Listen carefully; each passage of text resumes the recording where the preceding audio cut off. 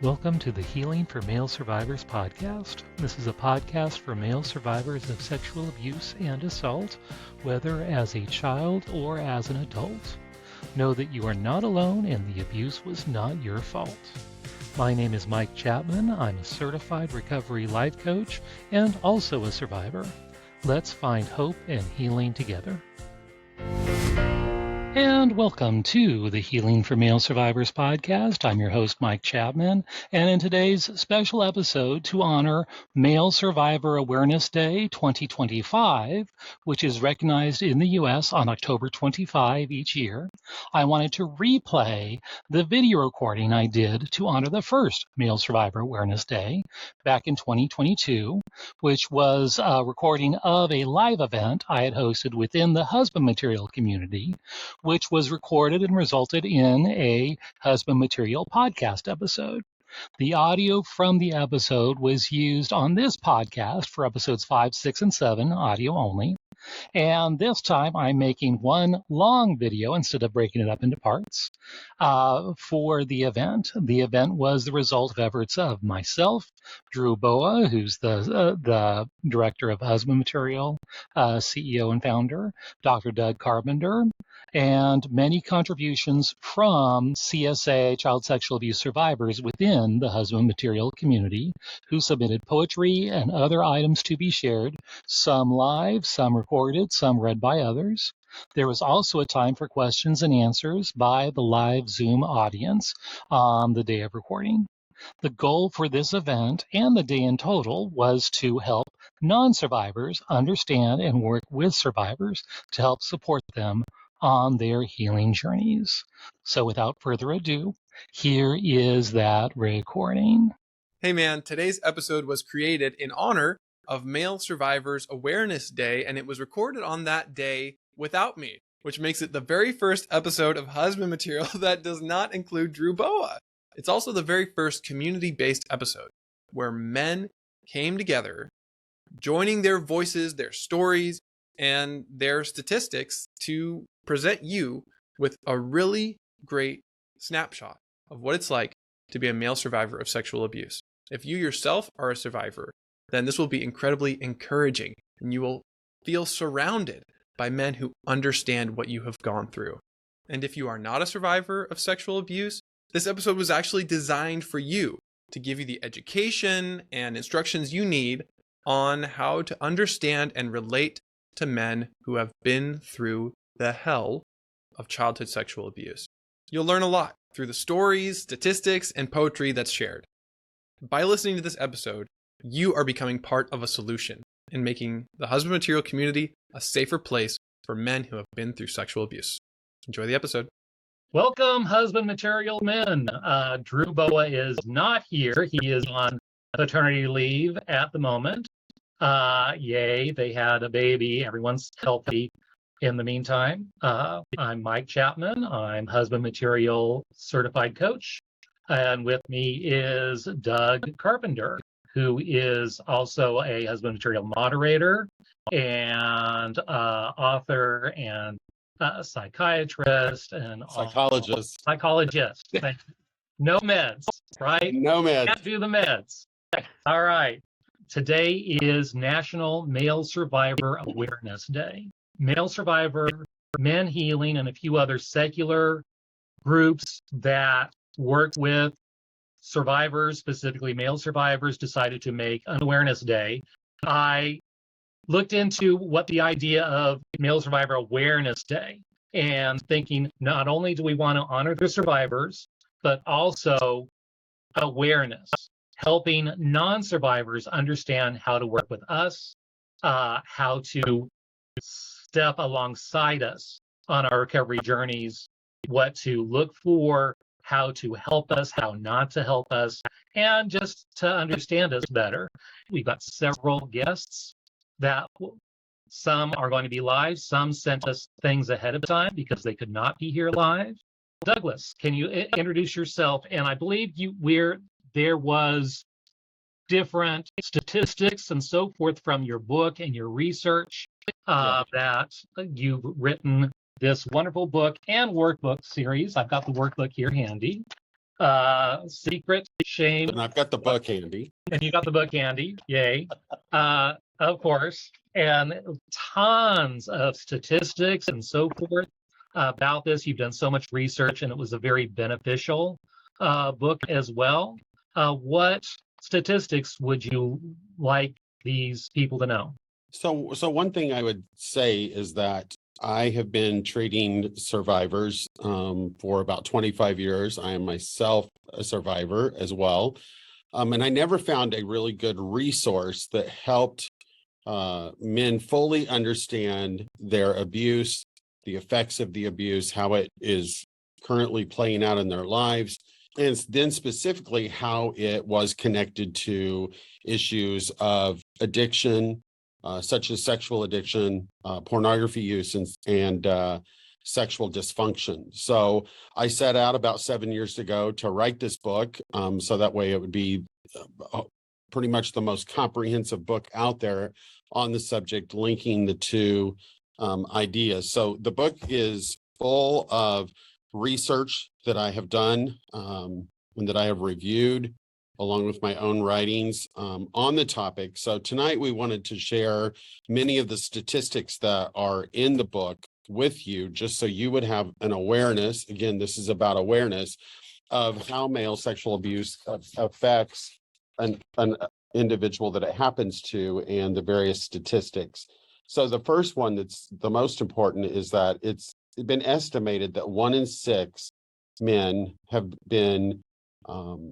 had at least one incident of sexual abuse by the age of 18. And you can read more about that on the statistic that says 1in6.org. And that's a great resource with lots of helpful information. The second point is boys are most vulnerable between the ages of 8 and 12. A lot of times perpetrators do not like to perpetrate boys as they get into adolescence, because they're getting stronger, they're understanding what's going on, they're able to fight off. The statistical median, the median is the middle score for the age of abuse, is 9.6 years or 9.9 years of age. So that's the average, the median age at which abuse occurs. Many of you know this from being part of the Husband Material Academy, but the first exposure to inappropriate sexual images online is somewhere between the ages of 8 and 11. There are many different research articles that are currently out right now, and all those fall within the ages of 8 to 11. And it's also important to know that not all men who are sexually abused experience some type of negative symptoms that last into their adult years. Only 60% of people who experience male sexual abuse have some kind of noticeable symptoms that they can identify in their lives. So 40% of men do not have symptoms. They were resilient enough.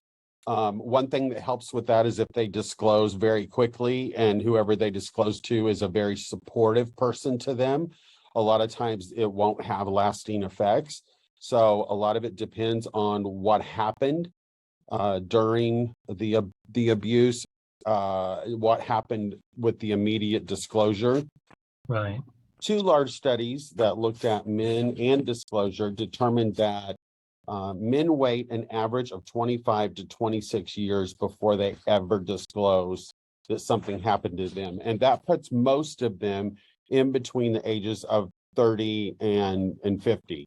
So somewhere between that 20-year time span is typically when men begin to disclose their abuse, or even come to an awareness that something actually happened to them. Many men, because of the nature of the abuse, question, was that abuse? Right. That was true in my own case. I blocked it out till age 30. But a lot of times men choose not to disclose because they think they won't be believed. And so, yeah, it's 20 plus years after the fact that they finally feel they can trust someone, or they even realize that it was abuse. Or and a lot of times they're thrown into some kind of treatment environment because of some other issue, either criminal behavior, alcoholism, drug addiction, something that then discovers and finds that the root of these problems is childhood sexual abuse. Right. There's actually a question being thrown up in the Q&A section right now that I'm actually going to get to right now.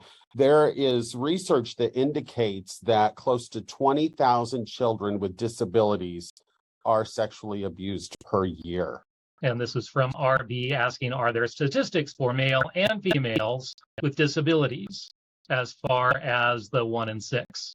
There are. I only examined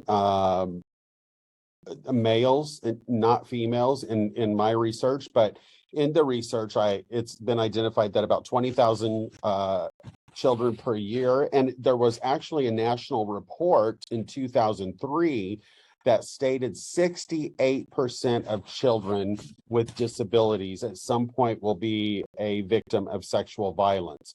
So children with disabilities are 4 to 7 times more likely to be abused than children who do not have disabilities. And so that's very important for all of us to increase our awareness of that. If you have a child with any kind of disability, a learning disability, a mental, physical disability, that puts them at greater risk of abuse, and they need more protection. Right. 71% of child sex offenders are under the age of 35. Yeah, I saw that. That was amazing. So most perps Yes. are younger adults, Yes. older adults, not the dirty old man stereotype. Right, not that stereotype. You're exactly right, Mike. One study reported that 1 in 7 incidents of sexual assault perpetrated by juveniles took place during the weekday, and that it's typically after school between the hours of 3 to 7 p.m. With those school age children, it happens during the week, and it typically happens right after school between 3 and 4 p.m. is at the highest mark. The peak hours for adolescent assault is for ages 12 to 17 is the late evening hours. So because adolescents tend to stay up later, they're not monitored as well. And so that's when things tend to go wrong. Mm-hmm. And probably have permission to go out. Yes. Folks more so than the younger children, but after school, that's startling also. There are a couple of really great sites if you want to look at statistics of abuse in relation to the church. Bishopaccountability.org, I think, is another one. There's another organization called SNAP that you can look at. I can't remember off the top of my head. It's snap.org, I believe. Survivors something abused by priests. Yes, it's by priest. I don't remember what the N and the A stand for. Right. But as of 2018, 7,002 priests, which comprised 5.9 of all Catholic priests, had been charged with as a childhood sexual abuser, with a total of 20,052 known victims. Wow. So this can really be a problem in certain religious sects, and I'm not just pointing out the Catholic Church there. That's well publicized. There, it happens in other religions as well. Mm-hmm. Research indicates that in the last 25 years, that males reported a slightly greater degree or occurrence of PTSD than females who were victims of childhood sexual abuse. Now, that's really important. I think that's something that we need to really increase awareness of, because there are some research that shows that sexual abuse to a male results in more PTSD than females. Now, it's just slightly, and I'm not discounting abuse happening to females, but there's so many myths that males aren't affected by this, or because their body responds, they wanted it. And this research does not back that up. That shows that is a myth. Right. Why is PTSD higher in males than females? Do they know why? Well, I think some of it is the shame factor is so high for males because there's so many layers of shame involved in that. Like There's societal shame, like you're supposed to like sex. There's physical shame, my body responded. So there's multiple layers of shame, where I think that shame then becomes toxic shame for the male, where a female, when she's perpetrated or penetrated, they're more easily and readily able to see themselves as a victim, where a male has layers of shame, thinking, was I a participant? Right.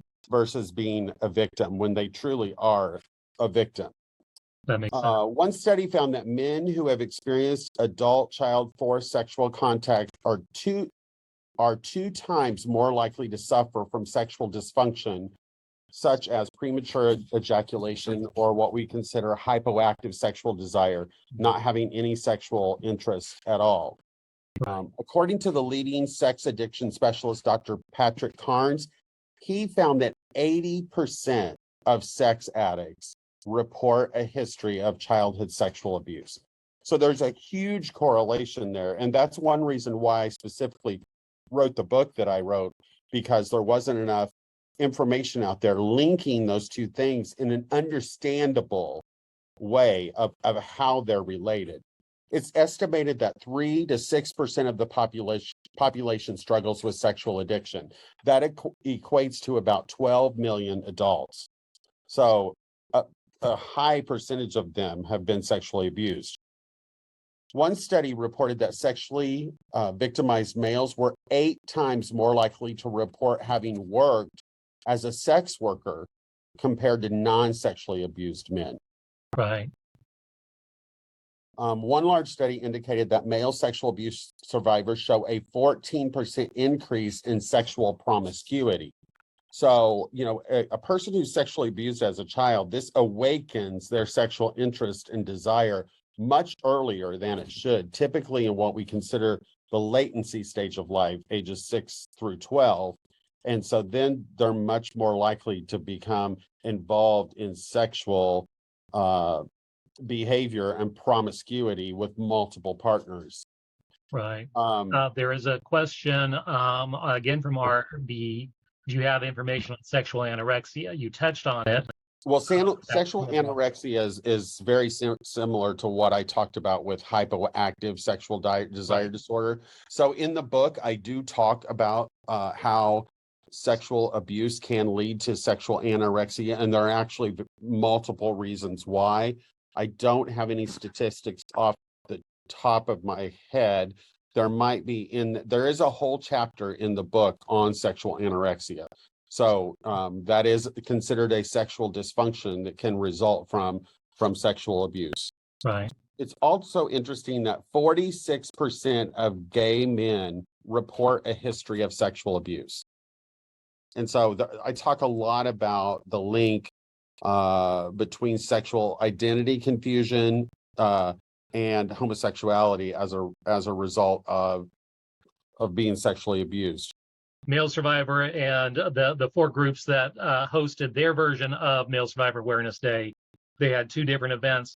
All the males that they invited were all LGBTQ, and I think they're more comfortable talking about it. They're more comfortable with their sexuality. Right. And so it's more easy for them to come out and talk about it, and it's probably very difficult for them to find someone who is not in that group willing to talk. And they said one of the groups was looking for people who'd be willing to share their stories, and they got very little interaction, one or the other.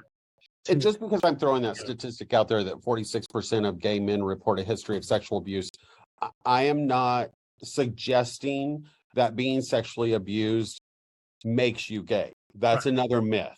Right. Okay. I'm just showing that there's a correlation between those two things. I'm not saying that there's causation. Right. Okay. So I just want to make that clear, because I know a lot of people could jump on that, misinterpreting what I'm trying to say there. 25 to 39% of men who have sex with men, men who have sex with men are men who identify as heterosexual, but will go out and have sex with men.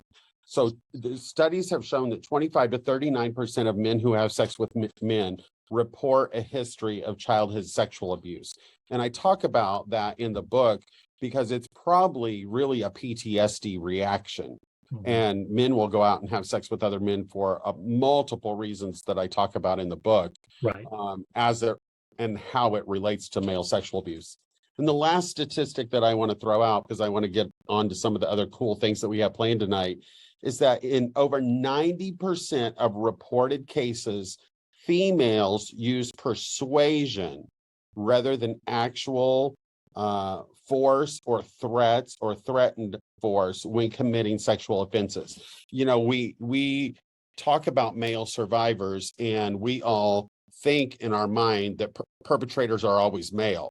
The majority of perpetrators are male, but there is a pretty large percentage, and I don't have the specific percentage off the top of my head, but females do abuse as well. And so I don't want us to negate men who might be here that were sexually abused by a female in your life.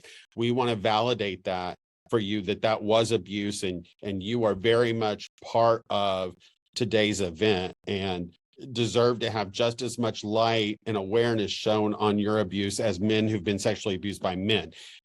Today's not about who your perpetrator was. Right. Today's event is about that it happened to you.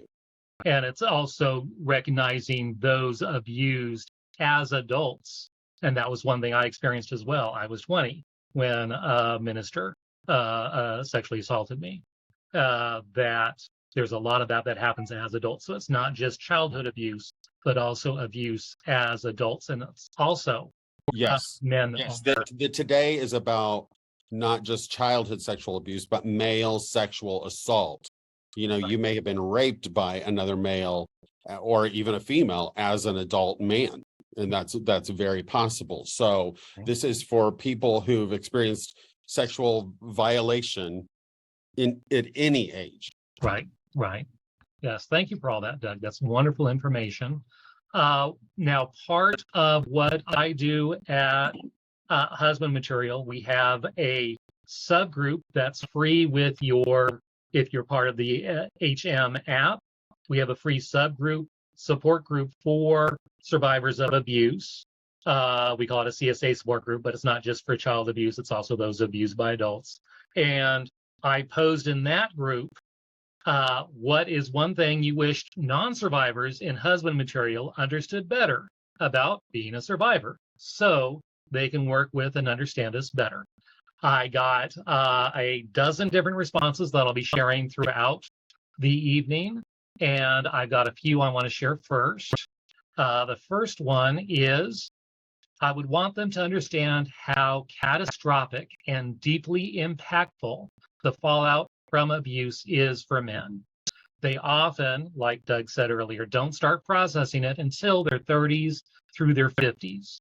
This is why their worlds come tumbling down on them at a period when they should be their strongest. This is not weakness, it is PTSD and should be respected as such.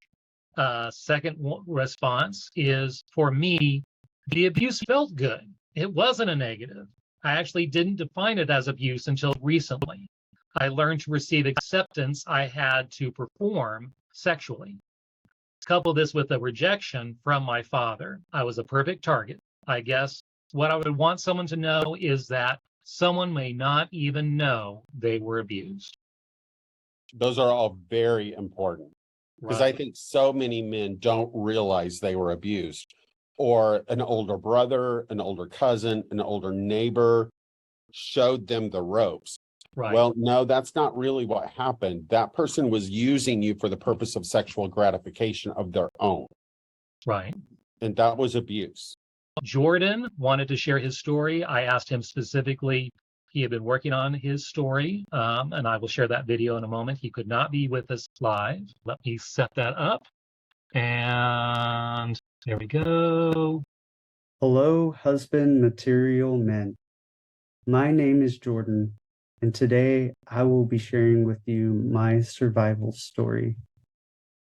It's very sobering for me to share with all of you today. My story isn't a usual one, and all of our stories are unique, and there is power in the telling of story. Some of you may be able to relate what I went through. I want to pray as I share with you. God, thank you so much for this day. Thank you for the men that are watching. God, we all have a story to tell. Story of horrible things done to us and the story of you redeeming us. God, would you speak through me today? Would you speak to me? God, would my story encourage the men that are watching today? And would you speak to all of us and we would experience your love for us today? In Jesus' name, amen. Well, growing up, I had a fairly normal childhood. I grew up in the 80s and 90s, had a few friends, watched TV, movies, played outside for hours, and I enjoyed video games. I have two older brothers, my mom and dad, and we go to church every Sunday. As the youngest and more sensitive one in our family, I felt at times like I didn't belong. My brothers would beat me up, and it was hard to defend myself. Also, my mom and I were very close, and we had an enmeshed relationship. As I was getting older, my parents never talked to me about sex, and there was no education in my school. I saw a picture of a naked woman from one of my friends on a poker card. Me and my friends would try to get a hold of magazines and share them with each other on old VHS tapes. My freshman year of high school, at our church, they took us through some material on development. We were given a pamphlet about puberty and what would happen. Then we were shown a film in our class of moms giving birth. It was quite traumatic because we saw these babies coming out of their mothers and they showed everything. I was intrigued by it, but also shocked that we were watching a video like this at church. We were shown the film and then we left. There was no dialogue about it, and that video has been forever seared in my mind. Fast forward 2 years, and it's my junior year of high school. The first day of school, and I feel pretty excited and optimistic about the new year. I walk down the hall to my classes, and I get made fun of by a few classmates, which wasn't surprising because it had happened before. First period ends, I walk to go to my next class. More names fly at me. I ignore it to be the better man. I'm kind of getting a little bit confused by why it's happening a lot more than usual. Later at lunch in the cafeteria, several more people unload name after name after name at me. Queer, fag, homo, bitch, gay. And guys, way worse than any of those. And it didn't end there. So I went from class to class, sometimes even during class, got called every name in the book. I was a cheerleader in high school. I was the only guy on the team, and because of that, people thought I was gay. At this time period, it wasn't very common for guys to do this, especially in my high school in the late 90s. I also lived in a very small town in Texas where football is king and you don't sway from tradition. I was really good at gymnastics and my tumbling skills secured a spot on our varsity team. The first day ends and I'm thinking to myself, thank God that is over. Second day, third day, fourth day, 10th day of school. it doesn't let up. I experience what feels like an onslaught of verbal sexual abuse and bullying on a daily basis. If you've ever watched a movie where the main character is being talked about by everyone and being made fun of, that was me. And it actually didn't stop with me. My family also experienced bullying as well. At times, I would try to fight back with words, but they seemed to hit nowhere. I was so confused and I felt powerless, like something was wrong with me. Even some of my own teammates joined in with everyone. I felt like no one was on my side, except my 3 close friends and my family. I was struggling with the words that people were telling me, and I felt like an outsider, like I didn't belong, and that everyone was against me. I would try my best to have a great attitude about everything and act like nothing was wrong. And that's what my family taught me to do. At that time, I didn't even know how to fight for myself on such a scale, which probably nobody does. And I learned that I just had to take it, to be strong and endure. The bullying did lessen as the year went on, but anger and bitterness began to take root toward those who bullied me. I felt rejection, disrespected, and alone. I desired so badly for it to all end and to be accepted. Later that summer, I went on a trip to a water park with one of my friend's church group.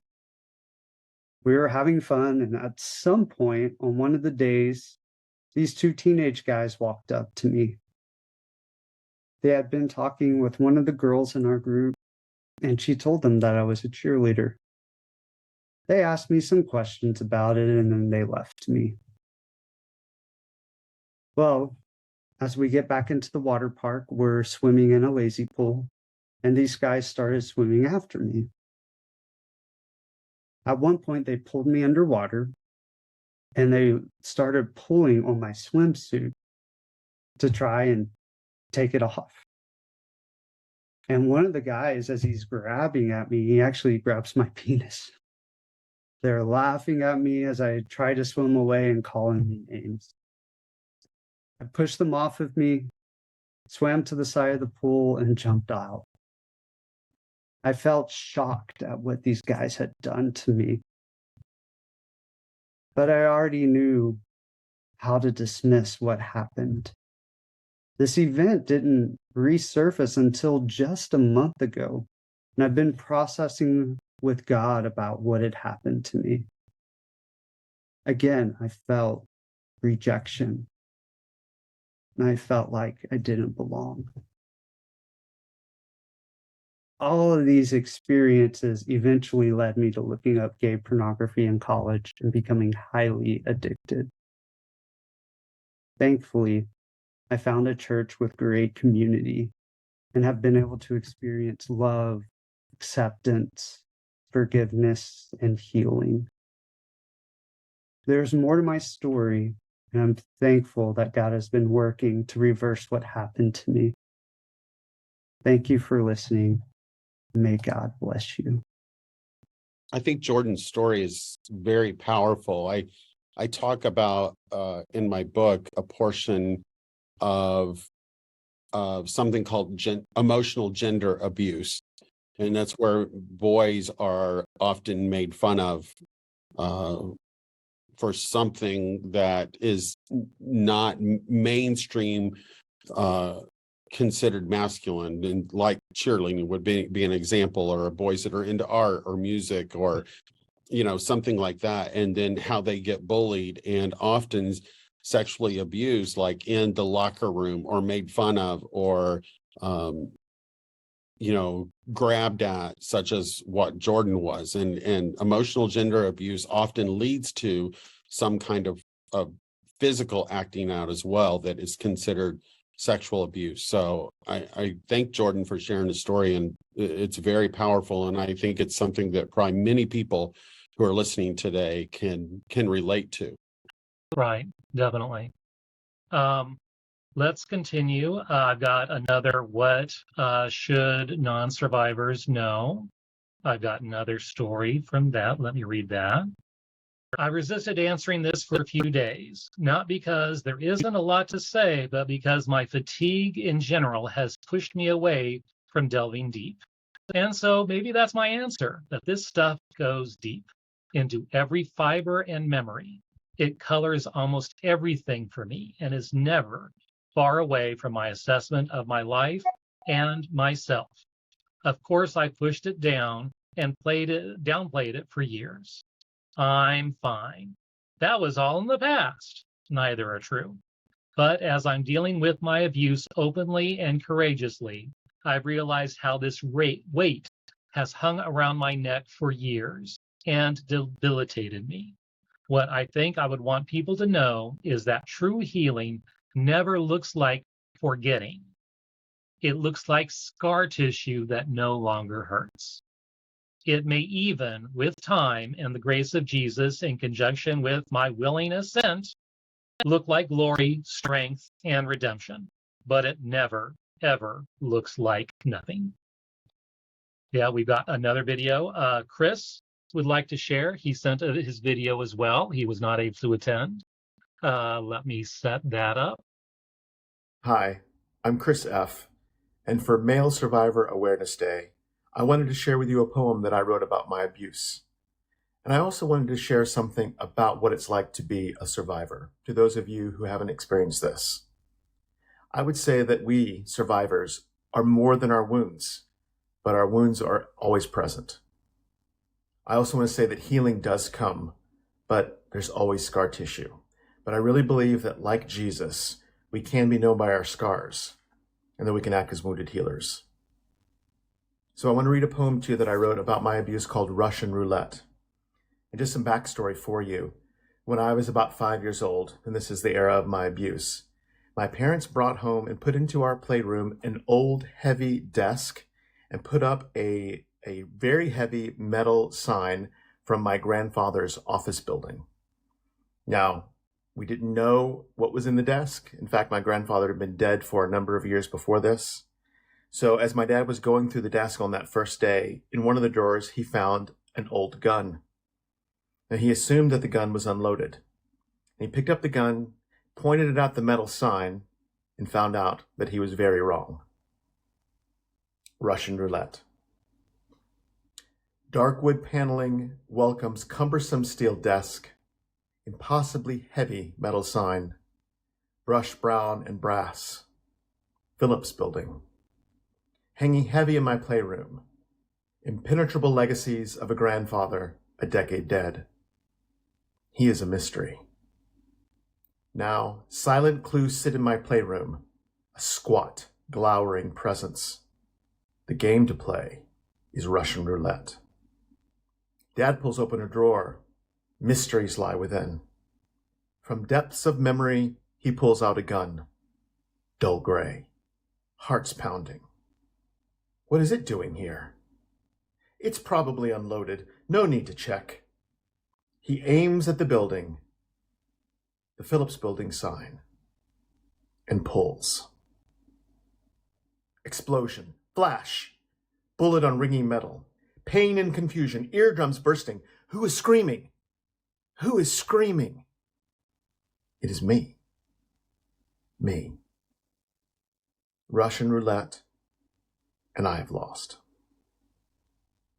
Babysitters come and go. Mom and Dad are busy, busy. Bridge club, daiquiri parties, laughter in polyester, joyrides in the MG in the muggy southern twilight. Where do we find babysitters? Mom and Dad need a break. This one will do. Hurry up, please. What is he doing here? It's probably okay. No need to check. We need to get going. Russian roulette, and I have lost. Years later, buried in a basement pile, I stumble upon that sign, Phillips Building. legacy of a grandfather 4 decades dead. Smooth surface bent inward from blunt force trauma. I turn my head, listening for echoes of the blast. My fingers find the bend. A mound of metal, shiny and gold, domed with the violence of that day. Bent, but not pierced. Beautiful in a way. A story added to the secrets. A bullet wound from Russian roulette. Spin the chamber, pull the trigger. Probably unloaded. No need to check. Have I lost? Bent, not broken. Insides poking out and polished by years and the force of a bullet. Thank you. Yeah. If you didn't catch the parallelism that he used, comparing that event with the what the father thought was an unloaded gun with, let's just pull a random babysitter in. Oh, it's a male. Okay, well, fine. We're busy. Let's go. And Russian roulette with random stranger not checked with their son, who became their perp for Chris. Yeah, that's such a deep analogy. Yeah. That he used, and such a deep parallel of really the carelessness of his parents in their physical actions and in their moral choices of just randomly leaving their child with anyone. Anyone will do. Right. As long as I'm there to go meet my own needs. Right. And they really were playing Russian roulette with his life, not knowing who these babysitters were, who then ended up abusing him, just like his dad took the chance with firing the gun in a playroom. That could have easily ricocheted off that and killed Chris or anyone else in the room. Right.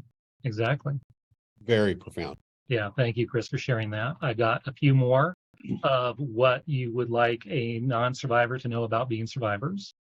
I've been thinking about how to respond to this question.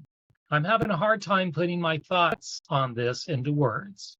The thing that keeps coming to mind is I think I want them to know that I am strong. However, I hear my counselor's voice in my head asking, do you want them to know that you are strong, or do you want to know that you are strong? Weakness or perceived weakness is a fear that I wrestle with daily. Another one, very short, encourage us to live beyond being a survivor. Encourage us to live as overcomers, or as the scripture tells us, more than conquerors. And that's something that the survivor recovery community, Christian and secular, encourages to move from victim to survivor to thriver. Yeah.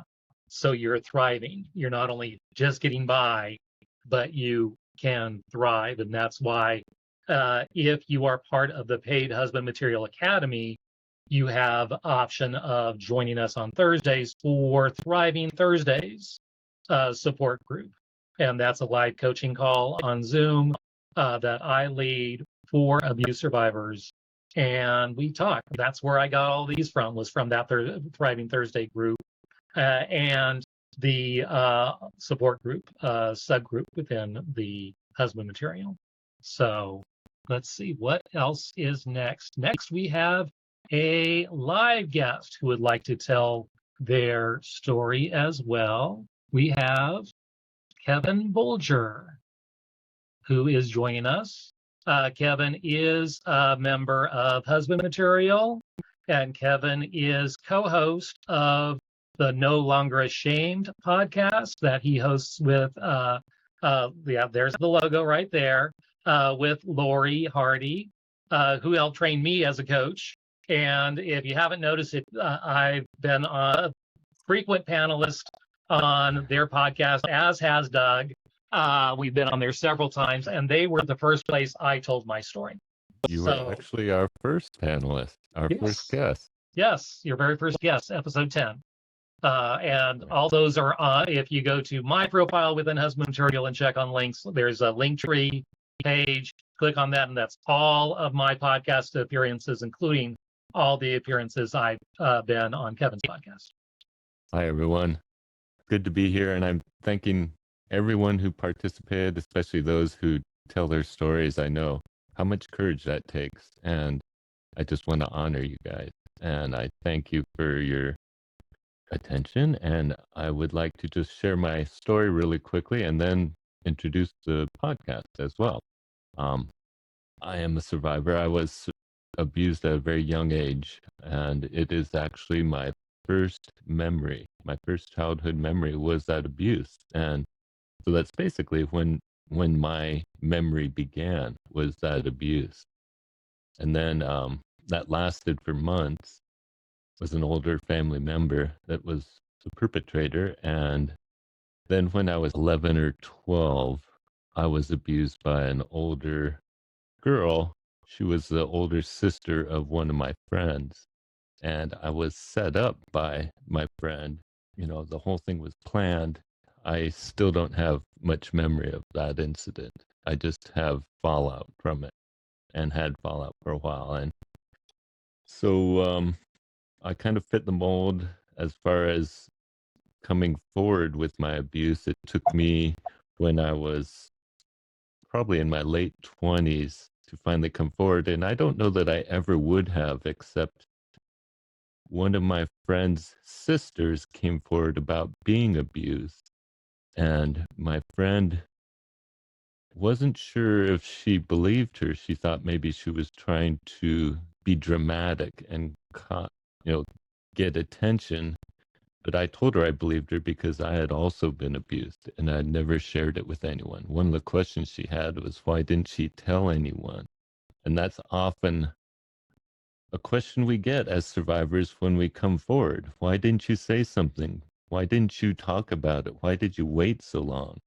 And that's a really difficult question for a survivor, because often we don't know the answer other than we were ashamed to talk about it, or we were told, we were groomed that we would be in trouble if we talked about it. There's so many ways that we are groomed by the perpetrators that we believe them. So I came forward and went through years of intensive therapy, group therapy, and got to a better place. But I had a lot of issues from being abused.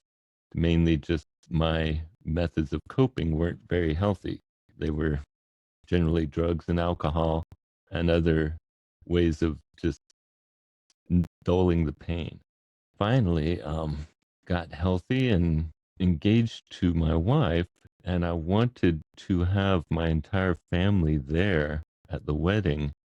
So I had to realize that the perpetrator was going to be there if I was inviting everyone. And I didn't know how that was going to happen, because I had to set up boundaries with the perpetrator. I couldn't have him in my life, so to speak. I had to protect myself from him, because whenever I was around him, I would have fallout. I would disassociate. I would have depression, and also resort to drugs or alcohol to just numb myself afterwards. So up until that point, I had really avoided that person in my life, but I wanted my whole family to be at my wedding. So I was praying to God for help and for guidance. And one day at church, the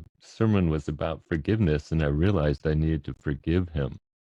And I had not at that point. I had no intention of ever forgiving him. I think part of it was I felt power in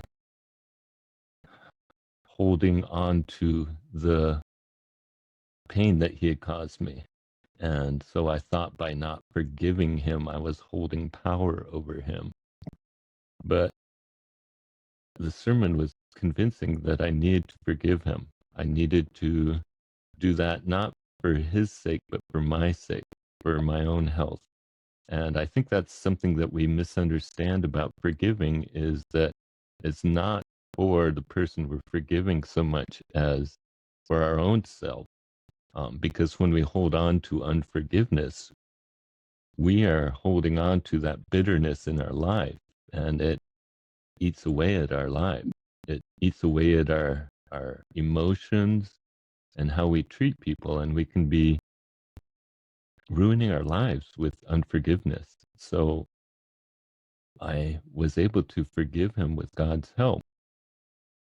And I think it was just kept praying for him for forgiveness. And I got to a point where he was very sick right before the wedding, and I started praying to God for his healing. And that's when I realized that I had forgiven him. And I realized that I was going to be able to see him. So that is my story. Recently, we did a podcast 2 years ago, and I started it just to give people voices for their abuse and to be able to tell their stories, because I believe telling your story is so important, and being able to share it and to honor what we have been through. And that's why I have the podcast No Longer Ashamed that Mike has been on, and Doug, and we've had over 20 guests now. Right. I love that backstory.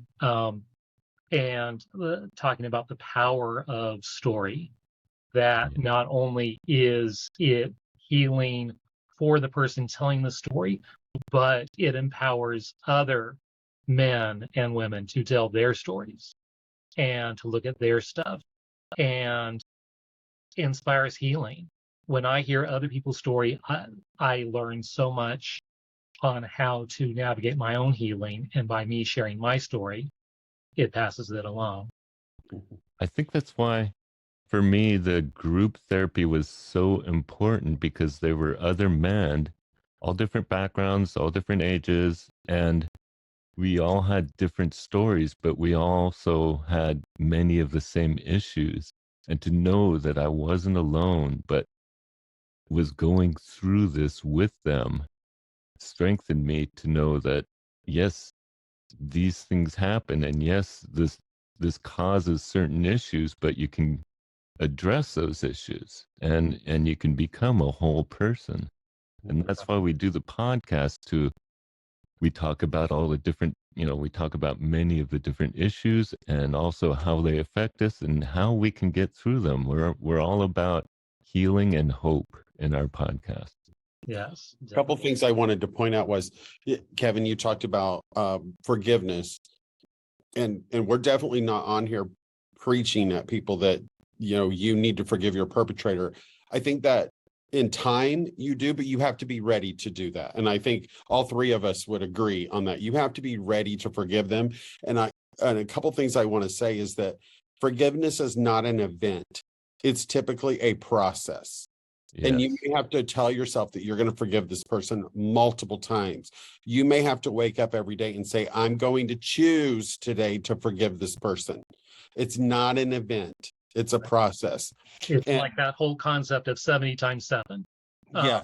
I know for me, it's been so true, but as more and more stuff that my father did comes out, then it's like, more stuff I need to forgive him for. So it's even that more stuff gets uncovered as you heal. Yeah, I wrote this in the chat, but I heard a couple of weeks ago this phrase, and maybe those of you, maybe you've heard this before. It was new to me, but holding on to unforgiveness is like setting yourself on fire, hoping the person that you're angry at will die of smoke inhalation. I loved that. I thought that is so true. That's good. Yeah. Holding on to unforgiveness is it's destroying you. It's not destroying that other person. So do it for you. Just like in the very last chapter of my book, I think it's chapter 24 or something, I talk about being ready to confront your perpetrator. That's another area where you have to do that for you. not for them. It doesn't matter if they deny it. It doesn't matter if they say it didn't happen. You are finding your voice and saying it out loud for yourself. It was just like Kevin was talking, the power of your testimony, the power of telling your story Right. adds and brings so much healing. Yeah. I also wanted to add, for forgiveness, it does not have to mean reconciliation. In Right. my case, it did, Two but separate things. often they're completely separate. And forgiveness is for your sake, not necessarily theirs. And it doesn't mean you have to reconcile with the perpetrator and, There may be treat times them where it's as not there's appropriate for you. yes, yeah. There might be times where it's dangerous, or so. Nor does it remove the responsibility if they did an illegal act. It does not relieve them of paying any penalties for that. Yes, forgiveness is not forgetting. Right. Yes, forgive and forget is not in the Bible. It's actually Shakespeare. So if you know that's where it came from, and the Bible says forgive and forget. No, it does not. Right. So thank you, Kevin. I'm going to put you back as an attendee, and we're going to be moving forward. Thank you so much. Thank you. For sharing with us, Kevin. And let's see where we are next. We've got another what non-survivors should know. It's shame. For me, it was always shame. I couldn't speak of my experience to anyone, ever. And since it's so prevalent, I really could have. 20% of the men I've known knew something about what I know, but we were all in secrecy. I didn't want pity, just understanding, and I didn't find it unless it was with others who were resigned to the lies that it instills in us and were acting out with me. It's a self-perpetuating lie, and it could be dealt with by openness. I would want non-survivors to know that many people around them are living in secret shame. The title of Doug's book. Living in secret shame, and that is not something to fear. That they can live in the same space with survivors and find grace for everyone. If they are willing to be present with people who have been hurt like this and not look at them as contagious, diseased creatures to be avoided, but human beings who have been hurt and need understanding and friendship. I will tell you that I carried shame for many, many, many, many years. And it even interfered with my ability to say that I had been abused, because my abuser asked my permission before he did what he did to me. He said, "Can I do this to you? Or can I show you something?" is what he said to me. I want to show you something that feels good. Mm-hmm. Can I do it? And I said, yes. Yes. And that yes has reverberated through my mind for years and held so much shame. And it didn't let me admit that I was sexually abused because I gave him permission to abuse me. Yes, grooming, very much. So sly and so sneaky what they do with that, making it seem like it's okay that, it's just a secret between the two of us. It's just a game we're playing. Yeah. Mine was like, hey, I do this thing to myself and it feels really good. Yeah. And I want to do it to you. Can I do it to you? Yeah. Yeah. Very sly, seductive. Children cannot consent. Right. Children under the age of 18 cannot consent. So it's all abuse. Next, we have a poem. Roger submitted 2 poems. I'm separating them out. We're going to play one first. Let me get that set up.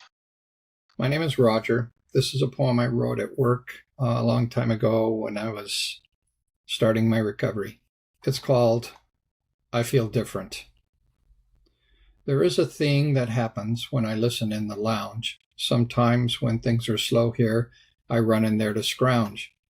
I often stop to listen to the chatter that abounds. I can't help feeling strangely as I listen with a frown.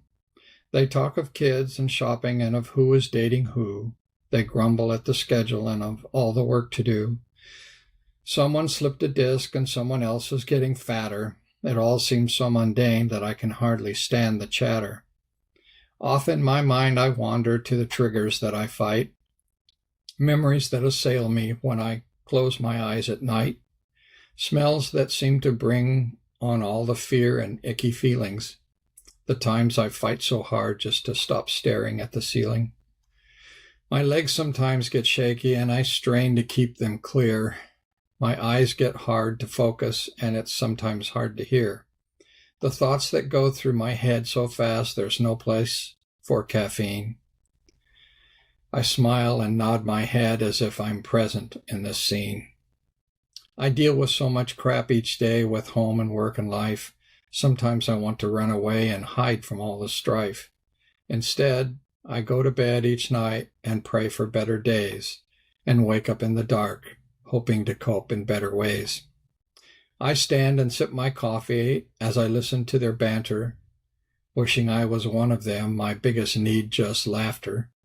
A joke, a little gossip just to kill the time away, nothing heavy to disturb the mundane pace this way. But I am nothing like them, all my issues seem so grave. It's hard for me to make so light. I try, but then I cave. I end up in the corner, silent, watching them behave, as though they had no care at all, so happily they rave. Although I know deep down inside they have their struggles too, wrestling with their own demons, perhaps that much is true. And yet it is so hard accepting that I'm just like them, because I feel so sick and bad from things I did with him. Thank you. I think his poem really speaks to the shame that people hold. Right. Yes, definitely. And let's see, what are we doing next? I've got a few more. Another one of what should non-survivors know. For me, it would be for them to understand and have patience for the colossal effort it takes to trust. The natural trust of a child was the first thing to go. Hypervigilance. Although I trusted God to save me when I was 12, I didn't trust him enough to talk about this. I was afraid if I did, he might reject me. It affected everything, and I felt fundamentally flawed. It took a lifetime to become desperate enough to take a leap of faith, to talk to anyone about this, and to talk to God about it for the first time. Trusting people is still hard. It takes a conscious effort. I think that makes me seem aloof, which is not an endearing trait. Another second one, same kind of theme. Well, my experience left me with huge trust issues with men. In my life, men were only after one thing, and that imprinted on me heavily, that all men wanted to use me for sex. Undoing that false belief system took years, and in some ways, I'm still getting healing in that area. I noticed that as a common theme in the responses that has been, it will take time to earn trust. Well, the one man who made such a life-changing impact also is the one that assured me that only death would keep him from his commitment to me as a brother and friend. And then he disappeared. I need to know I am safe. I resonate with that a lot. Serial monogamy best friends. So I'll have one best friend and I'll spend all my time and energy on that one person to build trust and relationship. And then after several years, life happens, they move, and then it takes me a couple of years. Okay, next one, next best friend. Okay, then they move, and then the next, it takes time, and it's so frustrating. Now, I've got a few I have trust with, and that helps. So it's not just relying on one person, but it took time, and then I can see how devastating that is. I feel that devastation. I know what that feels like. Doug, want to respond? I can see that so many men have trust issues in relationships, not only friendships, but also romantic relationships, Right. of really being able to trust their heart and their bodies Right. to another person. Right. That goes back to the asexual part. I know a lot of survivors, Christian and not, who they're in long-term committed relationships but choose to be asexual. Yeah. And that's where I've worked with people in the past, learning how to separate abuse from intimacy. Right. They are very two totally different things, Right. but they get enmeshed in our minds, and we have to unenmesh them for Right. healing to happen. Exactly. Exactly. And we have another. This is from Daniel Eichelberger, and he would like to share something as well. So, Daniel, what would you like to share with us? What would you like non-survivors to know? Thanks for the opportunity here. I want to talk about an aspect of being a survivor that some people may not think of. So I just wrote some thoughts down here and I'll read those to you. A survivor's greatest fear is that they will not be believed. It is not enough to tell a survivor that you believe them. Your actions must prove it. It is helpful then to understand a survivor's reaction to abuse, so you will know not how to react, but how to respond to their needs. Childhood sexual abuse is the murder of innocence. We are grieving the loss of the child we were before abuse and the child that could have been had the abuse never occurred. In addition, we are trying to cope with the life-shattering realization that we were used to satisfy someone's animal passions, not because we were loved. We were warm bodies, useful only as long as our flesh was warm. The lies that propped up and justified the abuse and cemented our shame had defined our self-conception. Our childhood was a lie. It is no wonder that we experience continued grief. This grief that we feel is very similar to physical loss and bears all of the hallmarks of the so-called stages of grief: denial, anger, etc. It can be startling for non-survivors to see grown men wrestling with their pasts or revisiting events that happened decades before. If one sees childhood sexual abuse as a form of death, it can be a little easier to comprehend the depth of a survivor's feelings and the lingering aspects of their grief. Be careful of minimizing expectations.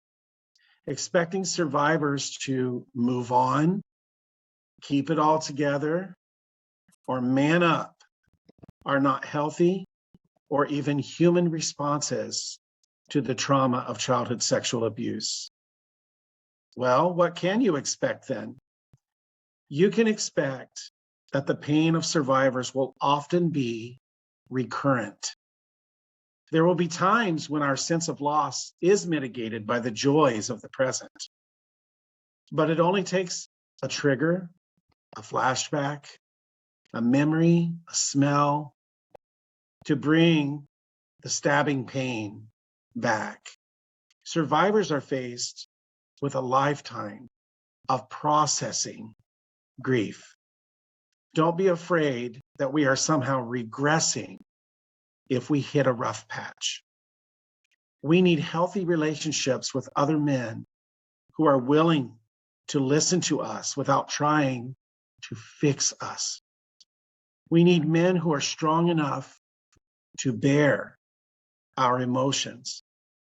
This is a challenge because we live in a culture where men are not adept at emotional connection. Grief is messy, and men aren't supposed to be emotionally needy or messy. Do not be alarmed when a survivor calls on you for emotional support. We aren't really asking more from you than your empathy and your ear. We need your time and understanding. These are the most basic gifts that one person can give to another. Grief over what was and could have been. This is the constant companion of survivors.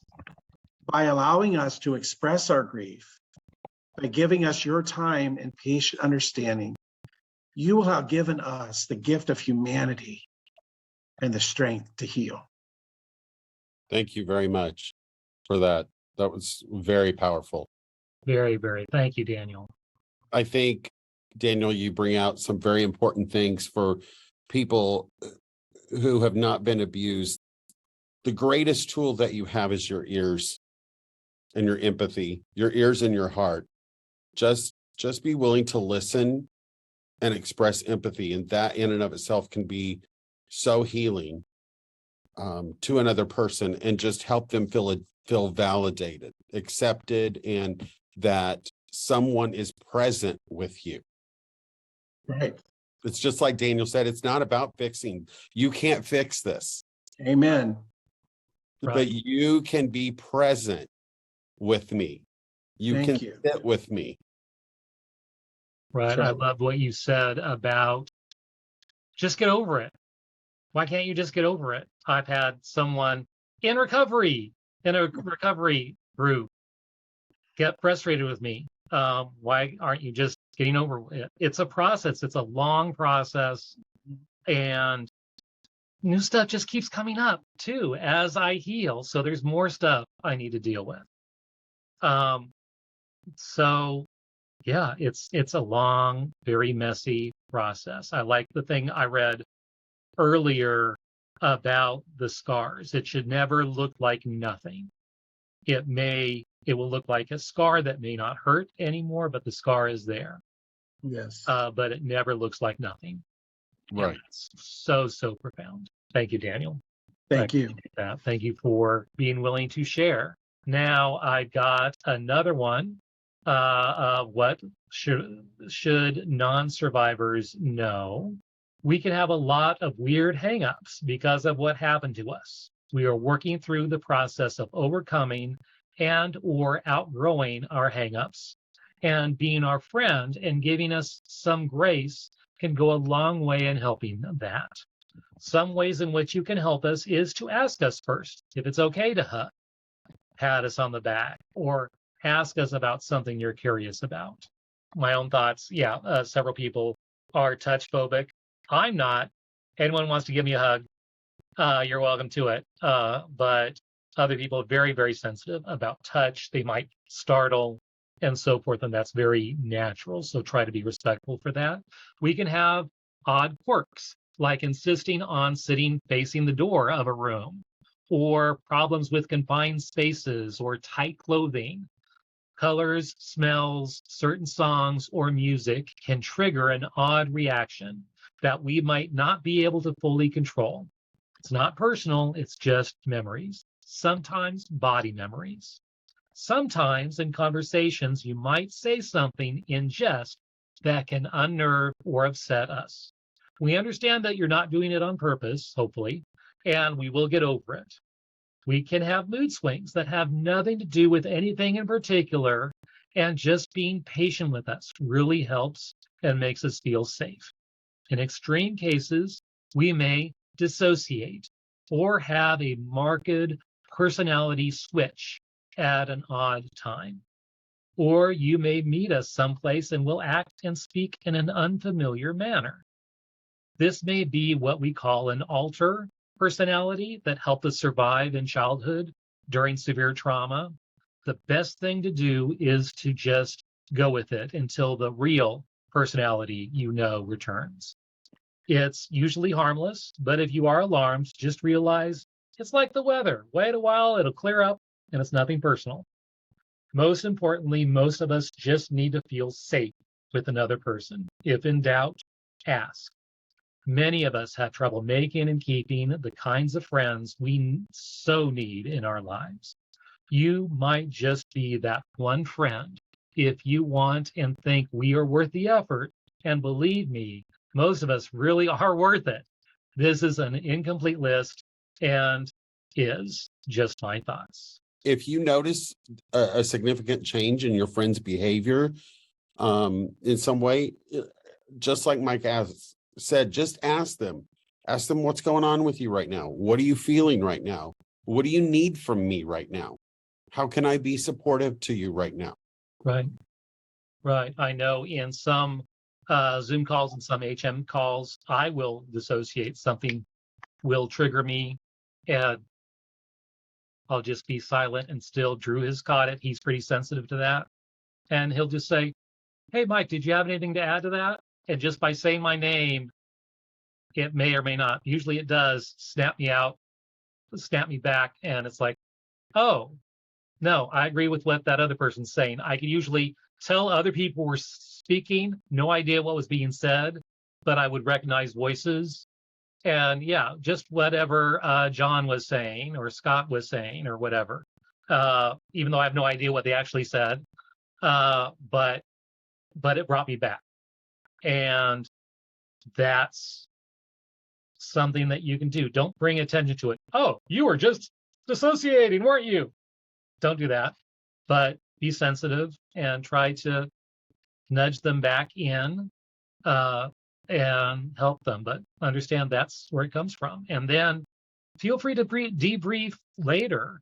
Oftentimes, like if Drew caught that, it's like, yeah, I dissociated a little bit, didn't I? It's like, yeah, you did. What happened? And then I can share and debrief what happened, what I thought the trigger might have been, if it was a word or a phrase or someone asked a question, and you can just lose it. So having that sensitivity is really helpful. Next, we have another guest who wanted to be anonymous. He sent me his story to be read ahead of time. This is from Chaz. My CSA survivor story.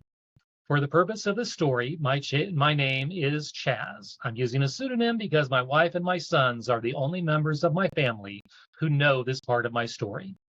For the majority of my life, I did not identify as a survivor of child sexual abuse. In fact, until the last couple of years, I had told all my therapists and peers that I had not experienced child sexual abuse.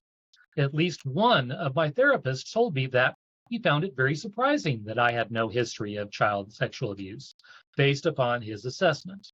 Only after sharing this part of my story with Doug Carpenter and hearing some of his podcasts and presentations did I come to understand that a childhood experience I described to him was in fact child sexual abuse. Without sharing too much, I will share some of the key details of this experience. The experience occurred during an overnight campout, which I participated in with 3 of my cousins. 3 of us were several years younger than the one other cousin who accompanied us on this campout. The older cousin exposed himself and did various sexual behaviors in front of me and my other 2 young cousins. This was done under the guise of teaching us things about our bodies and about sex. The older cousin was much more physically matured than us and seemingly knew much more about sexual things than I did. For years, I never thought of what he did to me and my cousins to be sexually abusive.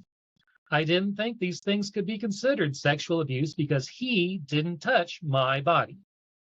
After listening to Doug's teaching and attending a husband material retreat, which focused on child sexual abuse, I came to understand how significantly these experiences had impacted my arousal template, my behaviors, my sexual development, and many other aspects of my life in profound and life-changing ways. I came to understand that this cousin's actions were indeed abusive because he took advantage of his power and influence. As an older, more sexually developed and experienced person, to subject me and my 2 young cousins to his behaviors for his own gratification. Also, I have come to understand just how significantly this experience has changed and impacted my life. This abusive experience during the cousin campout, along with a prior significantly traumatic body shaming experience about 2 to 3 years prior, and an early exposure to pornography within a few months after this abuse, all occurred when I was way too young to process or understand these experiences. I was very sexually naive, and these were unfortunately my earliest sexual experiences and involved people who were my family and whom I presumed to be safe. To be honest, I sometimes still feel a bit awkward about naming my experience as child sexual abuse because of the lack of physical contact. However, even though my abuser did not touch my body, nor ask me to touch his sexual actions touched my mind and soul and have significantly impacted my behaviors, my self-belief, my belief about others, especially other men, and my relationships with myself and others for over 4 decades of my life. I wanted to share this part of my story because it might help others to consider how they too may have been impacted by child sexual abuse, even though they may not previously have understood those terms to define their experiences. More simply stated, I hope that sharing this portion of my story might help someone in some way. Thank you, Chaz. And so many of those stories where people doubt if the situation was sexual abuse, I will talk to them about, do you realize that that would stand up in a court of law as abuse? Yeah. And then they're shocked to hear that. Sexual abuse, according to the law, can even be an adult exposing you to pornography. Right. That's considered sexual abuse. Let alone if they disrobe themselves and perform sexual acts, even if it's just on them in your presence. Right. That is sexual abuse defined by law. It's a mess. Groups are trying to change the laws, make them more victim friendly. More survivors are coming forward. Anthony Rapp just finished his case with his actor perpetrator. It got dismissed, but he said he was so proud of the fact he was able to stand up and speak his truth in front of court. And it didn't matter what the verdict was, he was able to share that, yes, this was happened and this was wrong. And I'm so thankful for these role models standing up and saying, yes, this is abusive and it was wrong. Right. And it should not continue. So I've got one more, what non-survivors should know. It wasn't until coming to Male Survivor and then here to Husband Material that I realized same-sex attraction is a common response to abuse. I thought it was on me. Although unwanted, it's still real, and a lot of times I fought the thought that I was gay. I had a straight married friend I had told about my same-sex attraction before I remembered my abuse. When I did remember, I was an emotional train wreck. And although I tried to keep it together, I knew I was screwing up being a normal guy to my friend. And the whirlpool that is abuse and SSA is nothing that would resonate in his experience. We're still friends. In the last year, I told him about my abuse, and we're better friends because I told him. I guess I'd want a non-survivor to know it's okay if you don't understand what it is to live through abuse or with same-sex attraction. Thank you for trying to understand, even though it doesn't resonate with you. I'd want them to know that the times were kind of screwed up emotionally, and that we know it's on us, it's not you. And thank you for sticking with us. I'd want them to know that all we've learned that's helped us to survive maybe can help and encourage them in what they're facing. That to be a survivor is more than surviving. Amen. Yeah. I could talk for an hour just on that point. I know. And it also shows the value of friendships, how valued that is to us and hugely valued to me personally. Hey, it's Drew. I wanted to interrupt this episode because there was one poem by Roger that just felt so powerful to me, and I wanted to make sure that you guys hear it. Here it is. I was a normal kid. I played cowboys and Indians, hide and seek, guess who's coming to bed. I played army soldiers, Robin Hood, and show me yours. I played tag, dodgeball, hide from dad. I colored pictures, learned math, gave blowjobs. I rode my bike, I rode my wagon, I rode my dad.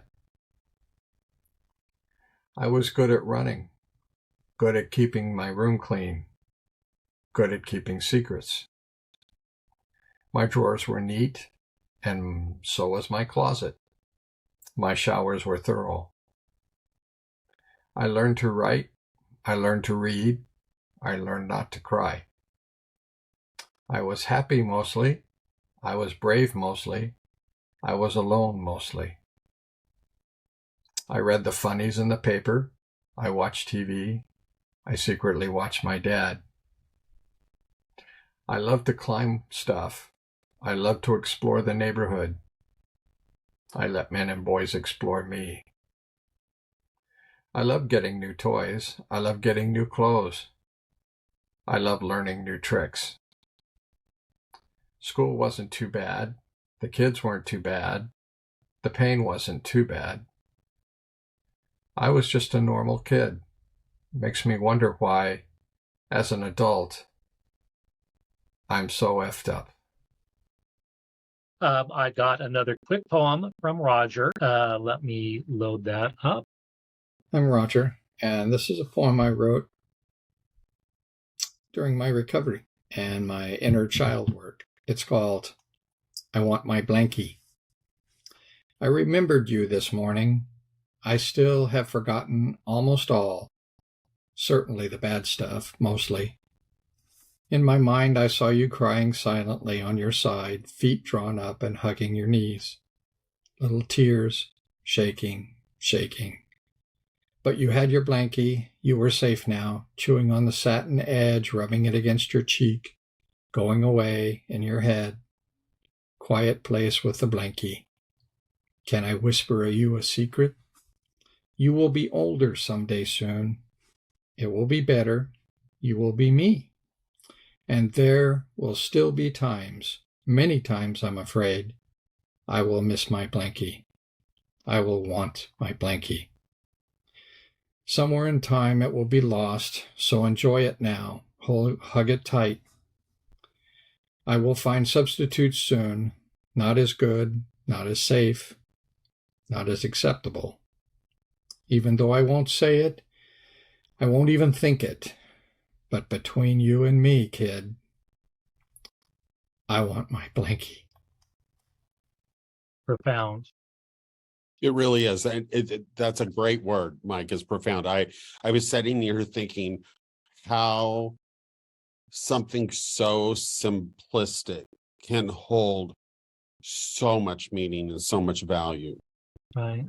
You know, I could just see him laying there drawn up in the fetal position with that blanket. And it just made me want to hold that little kid. Right. I love in husband material, Drew focuses on older brother coaching and looking at that little boy within. And that is so key for survivors, for our healing, to help relate to that inner boy and help understand, because he held a lot of pain, a lot of those wounds. And oftentimes adult survivors, some of them hate that little boy. And many perpetrators have blamed that little boy. Those little boys think that you asked for this, you wanted this, you seduced me, you were so cute, I couldn't resist myself. Right. Like you shared with your own story, Doug. And also the whole idea that, body betrayal, that you may ejaculate, you may have an erection. And does that mean I'm getting permission? The perps will use that. It's like, see, you wanted it. You wanted it this Right. time. And that's just so horrifying. They will use your own body against you. Right. Yep. Yep. Very, very true. Let's see. I've got two more. What should non-survivors know? Two last ones. First, I would like non-survivors to know that we sometimes live in a mental and emotional fog, full of confusion and struggling to know our true identity as a child of God, and also struggle to recognize and claim our own beauty. Next one, I guess for me, I would want non-survivors to know that my abuse experience and its effects make it hard for me to relate with other men. However, having healthy, platonic, safe relationships and interactions with other men is one of the most healing and helpful things in my life. It's sometimes awkward, and I'm not really good at making or maintaining these friendships after a lifetime of fearing men and simultaneously needing and longing for good men to accept, affirm, and befriend me. So please be patient with me and know that your friendship is a powerful healing gift. They say recovery doesn't happen by ourselves. It happens in community. And that's true for survivors of abuse or anything that you're dealing with. It's right there in the Bible. God knows He designed us to not be alone, but to be with others. Burden shared is a burden halved. All of those things. Yes, find your tribe, Kevin says, and you are all our tribe. Very profound and very true. So many things on friendship that just shows how important that is for us. And it's difficult for a lot of us to find friends who are willing to put up with all of our weirdness, craziness, woundedness. It's not even all that. It's just sometimes men who've been abused just don't know how to be a friend. Right. Exactly. Before we move to question and answer, I want to thank all the guests for Chaz, for Roger, for Chris, for Jordan, and live with us, Kevin Bolger and Daniel Eichelberger. Thank you, Doug, for being my co-host with this. And I have mentioned the CSA group. I have mentioned Thriving Thursdays. I'm also like I mentioned, a husband material certified coach. If you want more information about coaching with me or any of our coaches, you can go to the website husbandmaterial.com/coaching and information about all the different options and all the different coaches. And if you want to email me, you can reach me at polar, POLAR, life consulting @gmail.com. And Doug, how can they reach you? My email address is drdwc69@me.com. Or you can go to my website, douglascarpenter.com, and there's also an email through my website that you can reach me. And if you are interested in sharing your story on Kevin's podcast, Kevin is also part of Husband Material, and you can PM them. He would love to have you as a guest. And let's go to Q&A. I know we've had a few earlier that were already answered. Let's see. We've talked about those things live. RB said again, and Doug answered this in text, but I will read that. Is there any correlation with females who sexually abuse males and their male shaming? Say negative things about the male gender. Third question. I'm sure that there is. As I stated, for the purpose of my book, I only researched the impact of males who were perpetrated by other males, but all abuse is about power and control. And so any female who is abusing is working out of that same dynamic. So they're abusing in their power and control. And so there is definitely a degree of male shaming that's going on by them exercising that power and control. And then another question, any information about not being believed, whether most are not believed? Yeah, I don't have any specific statistics about what percentage of people are believed or unbelieved. as I stated in my response back to the individual who asked this question, is the largest chapter in my book, which I think is chapter 9, is all about the process of disclosure.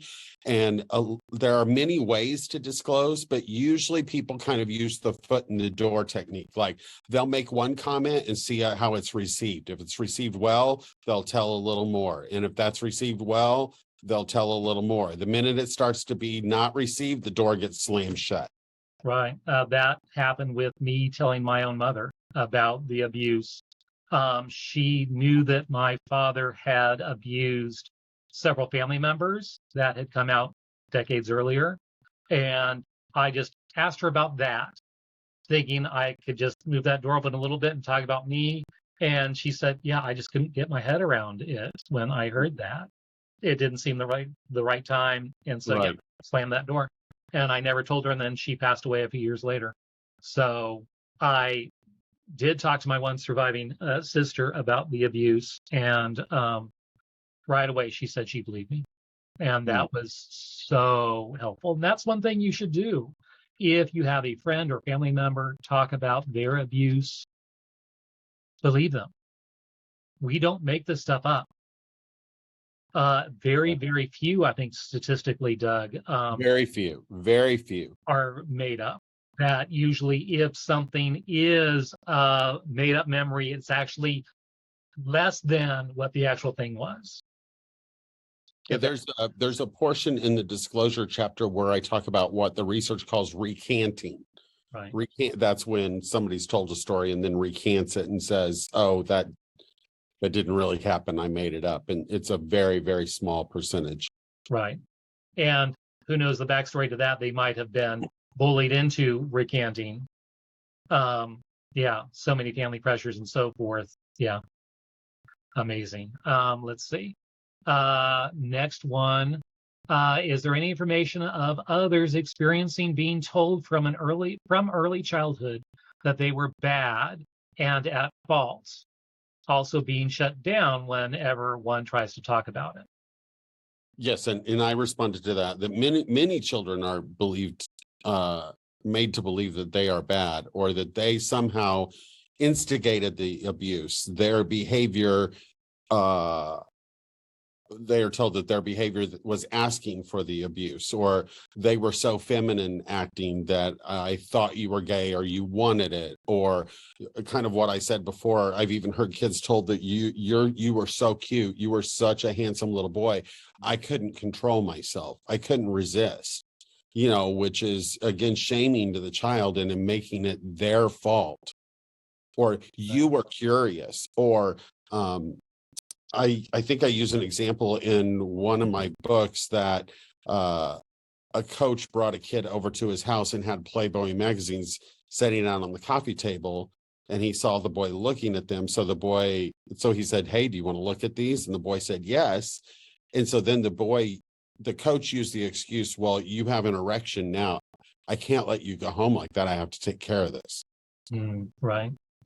So again, it's bringing the blame back to the child and making them believe that they are inherently responsible for the event. So yes, that very much does happen with perpetrators who are very keen and cunning in their grooming and manipulation.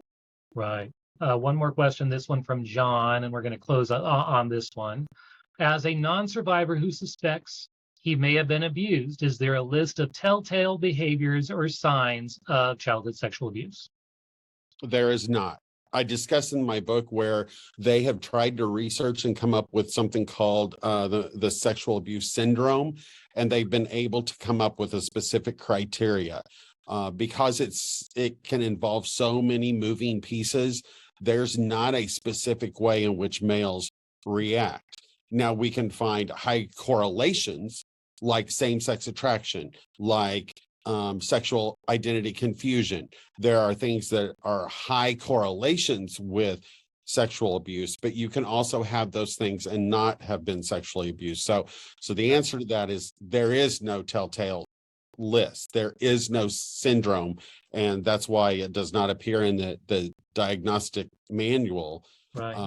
Other than an individual's report is the way that you diagnose it as Right. sexual abuse. And it becomes a journey of individual discovery.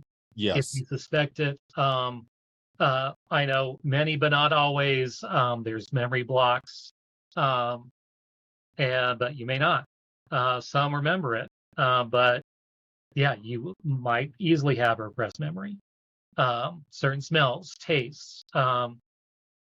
Back in late January, early February, both Doug and I were on Drew's podcast and getting ready for the virtual retreat on sexual abuse and telling about all the different options. And I mentioned something, a CSA normal, what many, but not all, survivors go through. And Drew made a whole list, and that's available on the links to that podcast episode. And it has our stories there as well, which is why we're not sharing them that much today. Right. But we've shared bits and pieces. Thank you, Doug. Thank you. And in passing, I want to say to survivors, know this, that it was not your fault. And going to repeat it because we always need to hear it more than once, going right up to camera.